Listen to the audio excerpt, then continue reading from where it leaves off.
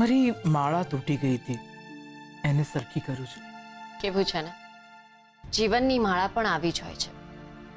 સંબંધોના મોતી તૂટી જાય ને તો એને ભેગા કરવા બહુ મુશ્કેલ થઈ જાય છે. આ ફેરવાવાળી માળા તો ઠીક થઈ જશે, પણ સંસારની નહીં. પણ એ કામ તો પરિવારના વડીલનું છે ને, કે પોતાના પરિવારને તૂટવા દેવો કે નહીં. તમે તો એકદમ પહેલા જેવું બોલ્યા. પહેલા હું આવું બોલતી હતી? હા, અને તમે ફક્ત મારા વડીલ જ નહીં પણ ફ્રેન્ડ, ફિલોસોફર અને ગાઈડ પણ હતા. આજે પણ તો આ ઘરના વડીલ તમે જ છો ને. આ કુંદન ને વાસની ડોર તમારા હાથમાં છે, એને ક્યારેય છૂટવા પણ ના દેતા અને તૂટવા પણ ના દેતા. હું ઘરની વડીલ છું? મને ખબર જ નથી. મને એક પ્રશ્ન થઈ રહ્યો છે, પૂછું? હા, પૂછો. એક સ્ત્રી માટે કઈ એવી વાત કે કયું એવું સર્જન જે સૌથી યાદગાર હોય છે? સૌથી પહેલા તો એના પરિવારનું સર્જન, અને પછી એના બાળકનું સર્જન. તમે ભલે બધું જ ભૂલી ગયા, પણ તમે આ ઘરને પણ ભૂલી ગયા, જેને તમે મકાનમાંથી ઘર બનાવ્યું અને ઘરમાંથી મંદિર બનાવ્યું.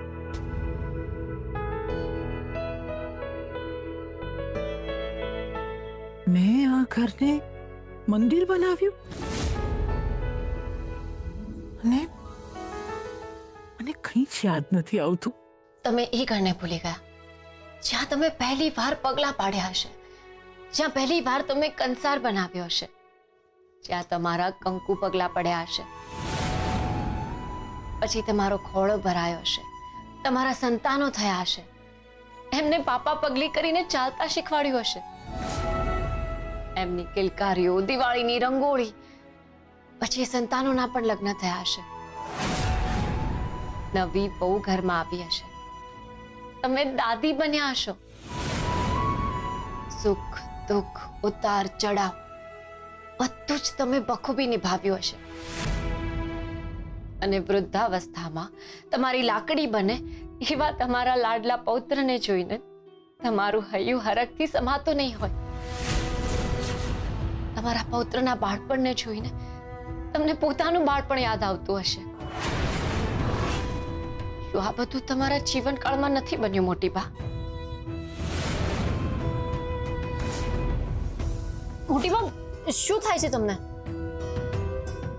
ખબર નથી મને શું થાય છે.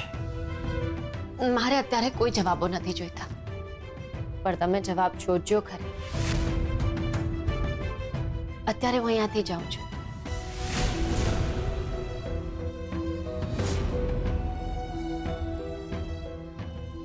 હું જઈ રહી છું, પણ જે હું મૂકીને જાઉં છું એ મોટી બાના શૂન્ય બનેલા મગજમાં આ વાત દોરાયા કરશે, અને જ્યારે બધા તાર જોડાશે ત્યારે અમને અમારા મોટી બા મળી જશે, અને ચોક્કસ જોડાશે. મને પૂરેપૂરો વિશ્વાસ છે.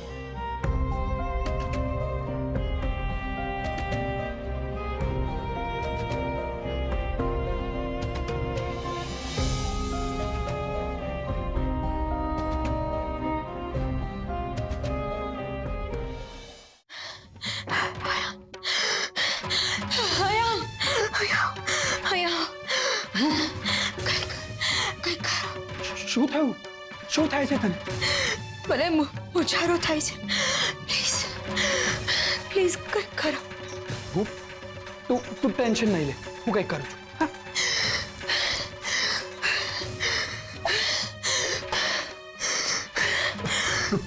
લે, પાણી પી લે.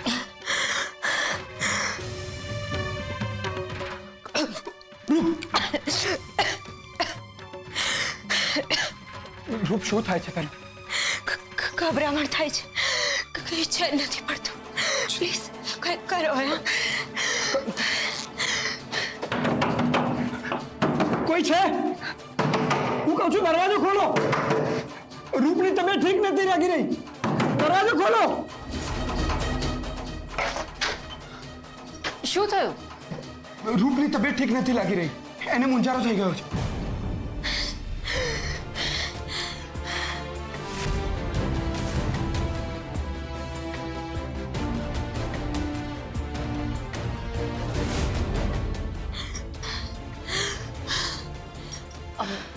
અયાન, હું આવું છું.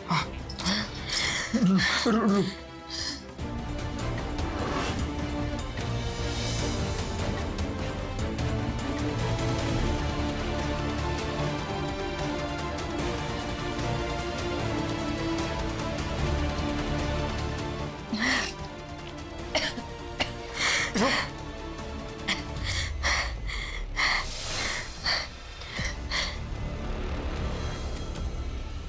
ઠીક થઈ જશે.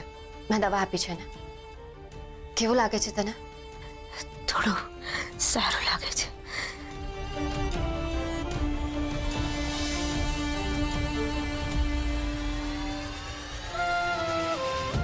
સરગમ ભાભી, ચિંતા ના કરીશ, એને ઠીક થઈ જશે. અને જો વધારે કંઈ લાગ્યું તો આપણે એને હોસ્પિટલ લઈ જઈશું. આટલી બધી સહાનુભૂતિ? એ તો દરેક માણસને માણસ માટે હોવી જ જોઈએ ને. તમે એટલા માટે મદદ કરી રહ્યા છો ને કારણ કે તમારું બાળક રૂપના પેટમાં છે.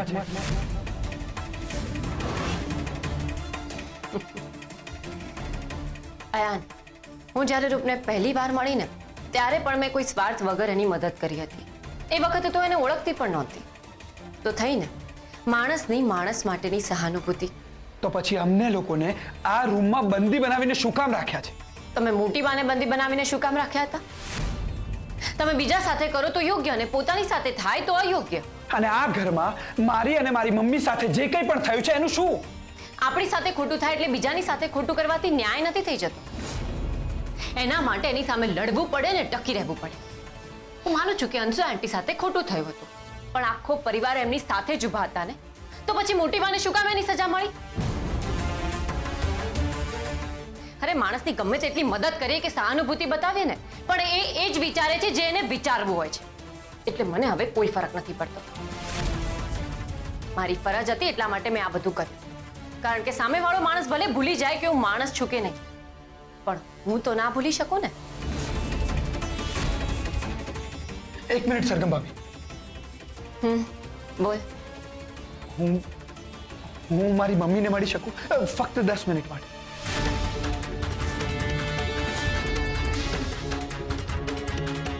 ઠીક છે, પણ એવો કોઈ પ્રયત્ન ના કરતો જેને કારણે મને મારા નિર્ણય ઉપર પસ્તાવો થાય અને તને તારી એક્શન પર.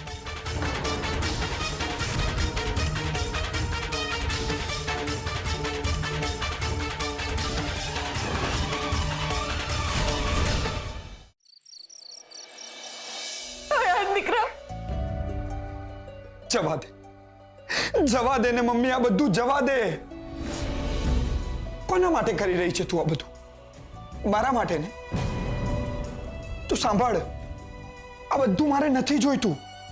ના, મારે તો ફક્ત ને ફક્ત તું જોઈએ છે, અને એ પણ હેમખેમ. હા, અરે આ બધું કરીને તને શું મળી જવાનું છે મમ્મી? હા, મારે તને કોઈ જવાબ નથી આપવો. મમ્મી છોડી દે આ બધું, ચાલ પાછા વળી જઈએ.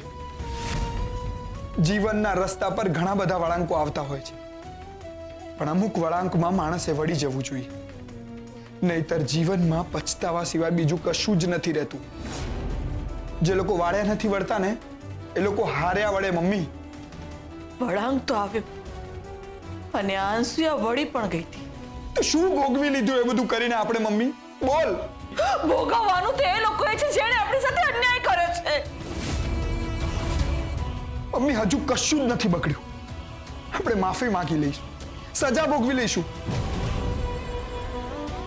ક્યાંક એવું ના થાય કે આપણે પાછા જ ના વળી શકીએ. નહીં, બિલકુલ નહીં, ક્યારેય નહીં. જો હું સારો હતો તો તારા કારણે જ, અને હવે ખરાબ બન્યો છું તો પણ તારા કારણે જ ને. તું મને આવો બનાવવા માંગતી હતી? હું આવો નહોતો મમ્મી. મને આવો બનાવ્યો કોણે? તે જ ને. આજે હું પણ એટલો જ ગુનેગાર બની ગયો છું જેટલી ગુનેગાર તું છે. મમ્મી, સારાની સારપ છે ને એ ધૂળમાં મળી ગઈ છે. મમ્મી, એક વાર તું વિચાર કરી જો કે આ બધી પ્રોપર્ટીનું આપણે શું કરીશું? હા, જ્યારે આપણે લોકો જ સાથે નહીં હોઈએ તો. મારે મારી માં જોઈએ છે. મારા પપ્પા સાથે નહીં હોય ને તો પણ ચાલશે, પણ મારે તારો સાથ હંમેશા માટે જોઈએ છે. અને હવે તો રૂપ પણ મારી જિંદગીનો ભાગ બની ગઈ છે ને, તો હવે મારે બીજું શું જોઈએ મમ્મી? અને આપણે તો હંમેશાથી સંઘર્ષ કરતા આવ્યા છીએ ને. હા, તો આગળ પણ કરી લઈશું. મમ્મી, જો મારો પરિવાર જ ખંડિત થઈ ગયો તો આ બધી મિલકતનો શું કરીશું? તું જ કહે ને મમ્મી. મારે તારું કઈ નથી સાંભળવું. સાંભળ મારી વાત. ભગવાન પણ આપણને ઈશારો કરી રહ્યા છે. યુટર્ન આવ્યો છે, ચાલ વળી જઈએ. અને જો નહીં વળ્યા ને તો ખબર નહીં કે આ રસ્તો ક્યાં જઈને પૂરો થશે. આ રસ્તા પર કેટલા સંઘર્ષો, કેટલા દુઃખો સહન કરવા પડશે. વળી વળીને કહું છું કે મારી જિંદગી તું છે, આ મિલકત, આ પ્રોપર્ટી નહીં. મમ્મી પ્લીઝ સમજી જા, એમ કહું છું, તું સમજી જા. તું મારી હિંમતને તોડવા માંગે છે.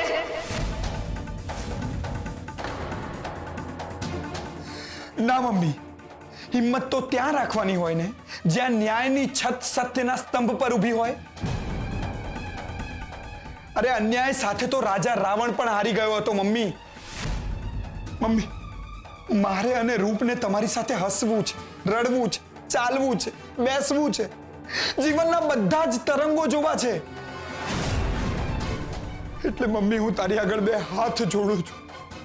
ચાલ ને, અહીંયાથી ચાલ્યા જઈએ મમ્મી, ચાલ ને.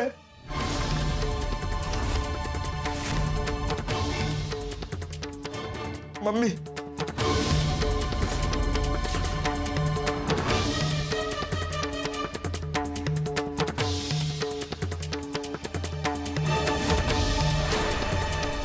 હવે સમય આવી ગયો છે યોગ્ય વસ્તુઓને એની યોગ્ય જગ્યાએ મૂકવાનો.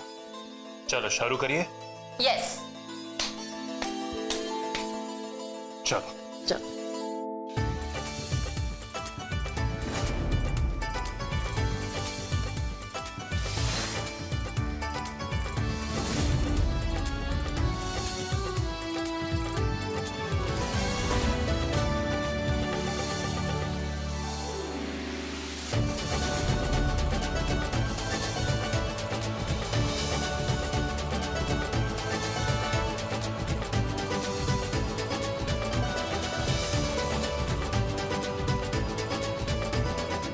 હવે બધું જ થઈ ગયું છે.